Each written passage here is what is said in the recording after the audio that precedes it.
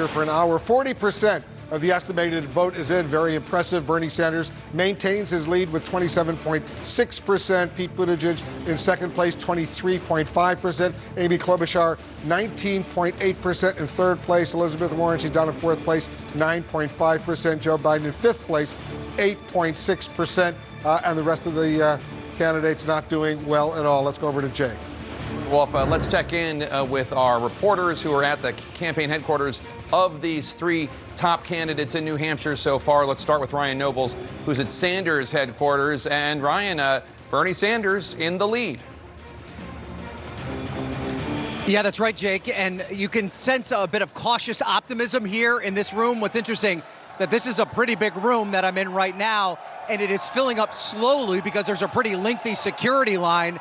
There's a big line outside, and it's taking them a while to get in here, but the crowd is starting to fill up, and every time they go up and they see CNN over my shoulder and they see that Bernie Sanders is in the lead, you get a big cheer from the crowd, and we're in a bit of a delay here, so when they see me pop up, that may happen here in a few seconds. I've been in contact with a lot of Bernie Sanders' key advisors tonight. They are far from ready to declare victory, that is for sure, but they do feel very positive about these early returns. They sense that this is heading in the right direction, and they're now just getting up to speed now, seeing me on the big screen behind them. They're very confident about where they stand right now. They expected to win here.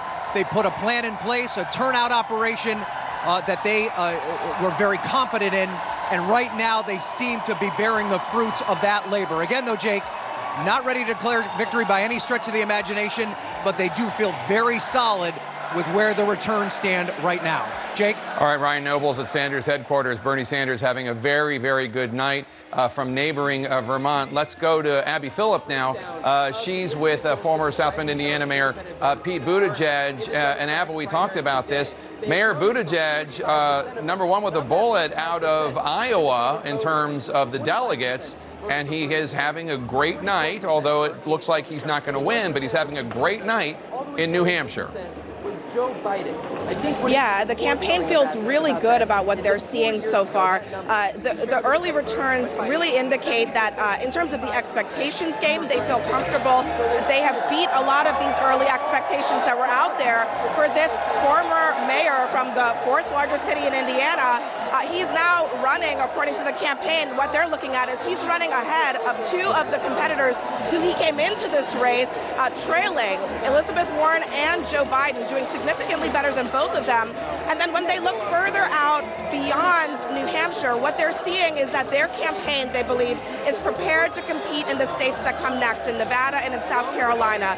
They've got a campaign that has about 70-plus staffers in Nevada, 55-plus staffers in South Carolina, and Amy Klobuchar is doing very well right there on his heels, but they're pointing out clearly that Klobuchar doesn't have as big of a campaign. They're feeling pretty good about what they're seeing so far tonight, and they're not, as Ryan said, ready to declare anything, but the results so far seem to vindicate that they are getting close to Sanders, who has been really, they've been neck and neck since Iowa here, Jake. That's right. Pete Buttigieg now, I think it's fair to say, one of the front runners in the presidential race, along with Bernie Sanders.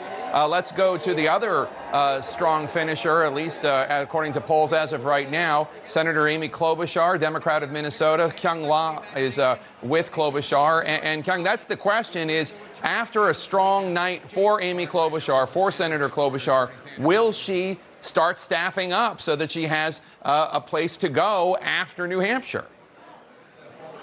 Well, we took that question directly to some of her senior staff, and I spoke with a senior staffer, and he said the answer is yes, that this team is now ready to capitalize on the momentum that they are feeling here in New Hampshire. This was not a place that any of them were willing to talk about. The possibility of being in third place, the furthest they would go is saying that they are in fourth place, but what they are now saying is they have 50 staff members on the ground in Nevada. They are ready to play there. They have 2 ads that have gone up and will be going up tomorrow in Nevada, both in Reno and Las Vegas. They want to get as many eyeballs on the senator as possible, and they're now looking forward to Super Tuesday. By Saturday, a senior Klobuchar staffer says that they will have staffers in several Super Tuesday states. This is a rapid expansion. This is a staff that is now looking to do more than just 3 jobs per person, a scrappy team that has tried to keep it together and keep this campaign going, the little engine that could, if you will. They know now that they have got to expand to these larger states, Jake.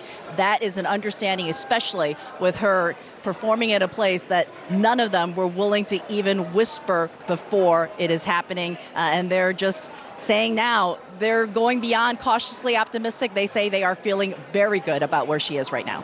All right, Kyung La with the Klobuchar headquarters in Concord, New Hampshire. Thanks so much. Now, Wolf Blitzer, you're at the magic wall to tell us what is going on. Yeah, I'm going to let John King tell us what's going on. Right now, 42% of the vote is in. That's a little bit more than an hour after all the polls closed in New Hampshire. And Bernie Sanders maintaining his lead. Pete Buttigieg in second place, Amy Klobuchar in third. And everybody trying to adjust to this now. We have Iowa, we have New Hampshire. You just heard Elizabeth Warren. We're waiting to hear from Vice President Biden. Those are the 2 disappointing candidates. And before we dive in deeply, these 3 on top, unless there's a dramatic shift with 42% of the vote in, you're going to have a Democratic senator from Massachusetts and a national liberal icon and a former 2-term vice president of the United States come out of the first-in-the-nation primary without delegates. It's one state. They say they're going to move on, but in terms of bragging rights, momentum, trying to get fundraising done tomorrow, that's embarrassing for both Senator Warren and former Vice President Biden.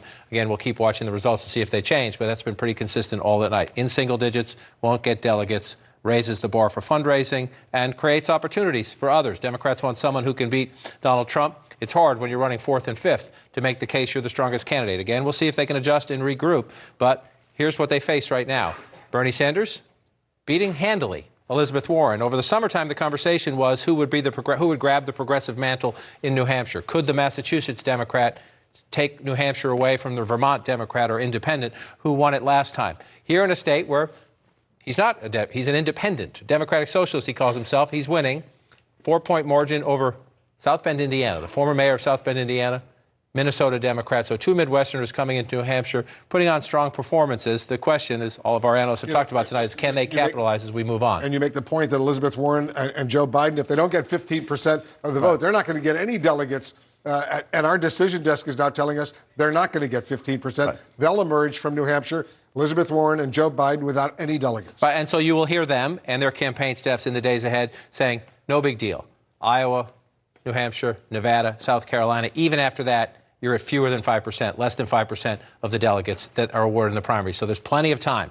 The problem is momentum matters. Fundraising matters. One of the ways you can raise money and have momentum is to say, I'm starting to build delegates. So that is embarrassing for both Senator Warren and former Vice President Biden. We'll see if they can continue. This looks like we're heading, we're not there yet, but it looks like we're heading towards Sanders winning again in New Hampshire. Again, this is interesting. The question is, he won Iowa. Looks like he's going to finish second in New Hampshire. How do you capitalize on that? They both will have problems, as all of our analysts all night long have said, how to introduce yourself to the Latino communities in Nevada, the African-American community in South Carolina. But they will have some bragging rights and some momentum to do that. They will make new friends because of getting this. I think David Axelrod just called it a look. So let's just go through and see some of what is happening here. What's interesting about this is it looks like Senator Sanders is on his way to victory. We're not ready to say that yet, but it's been a pretty static race all night long. It's just how remarkable of a 3-way race it is everywhere. This is Concord, the state capital. You come back out, you drop down here. This is Manchester, the largest city, the biggest population center, gritty blue collar, healthy lead for Sanders there, which has held him statewide. It's just, we'll go through it this way just to show you, A, how competitive these 3 top candidates are, and B, how disappointing it is for the others. I'm going to start just alphabetically here. Joe Biden first, nowhere. Joe Biden second in one tiny county. Joe Biden first, second, or third. Very small populations in all of these places. That's just a very bad performance by a former vice president of the United States. We'll pop that out and we'll bring it up here, and let's just stay alphabetically. Senator Sanders, first. That's impressive, right? Look at all that light blue. Places where he's running second, places where he's running third. Competitive. Over just about everything that is reported, Senator Sanders is in the mix. He's either winning or in the mix as he goes forward. That's how you keep your numbers up in a close statewide race. If you're not winning, you got to be competitive. So let's move it on down. This is incredibly disappointing for Senator Warren, who, again, had a very strong summer. She's from the neighborhood. You go through first, second, third. just a tiny smattering of places where Elizabeth Warren is in the mix at all. This is a tough night. And it's a night when you have to sit down. You've been bragging, and you had it right to brag over the summer that you had a very strong organization. Organizations turn out voters. So you have to have a conversation about what are we doing wrong or what is somebody else doing better. Those are the conversations you have. Pete Buttigieg, first, second, and third. Again, like Senator Sanders, running competitive just about everywhere, which is how you stay in the mix. And let's just do Senator Klobuchar real quickly to be fair to her. Move it down here a little bit here. Pop that up. First in a few places, second in a lot more, and you add in third. For the top three candidates, this has been very consistent all night long. Biden and Warren not competitive across most of the state.